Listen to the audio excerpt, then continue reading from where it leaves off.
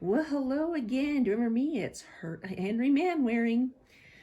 We're going to tell you a little more of our story with my wife, Sarah. And we've got a few more kids now. Some of them grew up. Here's Herbert, George, and Ellen you met last time, and Mary, and David, and Jesse. We had another little boy named William, but he died. So we've got these kids. Well, we had joined the church, and we wanted to go to America. And we thought about, we were trying to figure out a way. Herbert got a job working for Mr. Walker. It was a good job. And when we wanted to go to America, Mr. Walker said, "No, Herbert, you can't leave. You're a good worker, and you just have to stay here and work for me. So, you can't leave." Well, we kind of thought about it for a while, and we went to church, and guess what? I was kind of the bishop of our church. So I was kind of conducting a meeting one day. Let's go to church, everybody. Now, sit down, be quiet, and we're going to have a nice church meeting. And at one of our church meetings, Herbert stood up and said,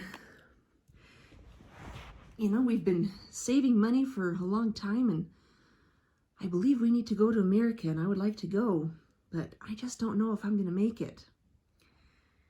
And something happened. Sister Nancy Bate stood up and started talking.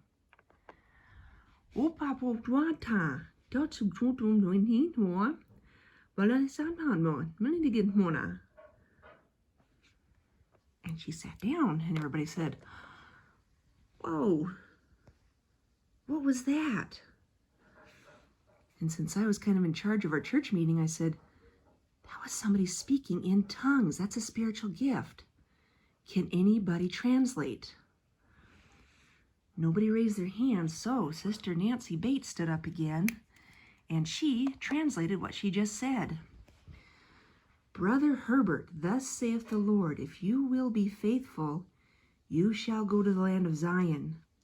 You shall have many trials and difficulties to meet, but if you remain faithful, you shall be the means of bringing your father, mother, brothers, and sisters to this land."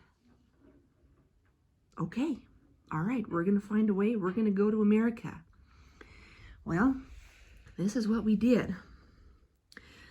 My father and mother and I talked about it, and I lived with this Mr. Walker that I was working for. I just lived with him because that's kind of how it works. I worked on his farm. And so Mom and Dad told me, "Herbert, tell your employer, because he's not going to let you go. We've already asked. Tell him you need to go to town." And I said, "All right. I'll tell him I need to go to town and just ask for his permission." So what I did is I did that. But I didn't go to town. I went home. And I got my trunk. And I got it packed. And I went to America. I told my family goodbye. And my dad and I carried my trunk. Now, how do you get to America? We live in England. This is where we live. We live right here in this red spot. I'll tell you how to get to America. You've got to go from Sandbach to this train station at Crewe, it's called. And you ride the train all the way up here to Liverpool. That's called Liverpool. And that is where the ships are that take you to America. Well, a few years ago, Grandpa had a reunion, and he made a game about me carrying my trunk to Liverpool. We got to get to Liverpool because that's where the ship is. So we start at Sandbach. We got my trunk. My dad and I, we carried it from our home in Sandbach, England. So this is the game. You got to carry the trunk. So here's Leah carrying the trunk. She's playing the game. And you got to go to Crewe. That's the train station. And here, I told my dad goodbye. I hope I see you again. I hope I can get you to America. And he went back home. And I got my trunk and I got on that train. And then we got to still carry the trunk on the train. We got to go all the way to Liverpool. So here's the game still. There's Uncle Derek and James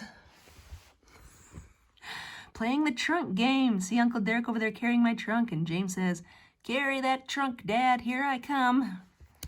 And we got all the way to Liverpool. The docks at Liverpool is where all the ships are. I rode on the ship, the John Bright.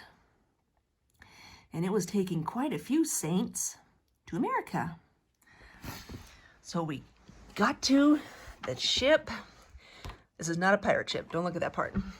This is just a ship. And I got there with my trunk, and I was ready to go. And we get assigned a berth in the side of the ship, and you know, that's where you sleep. They're not very comfortable.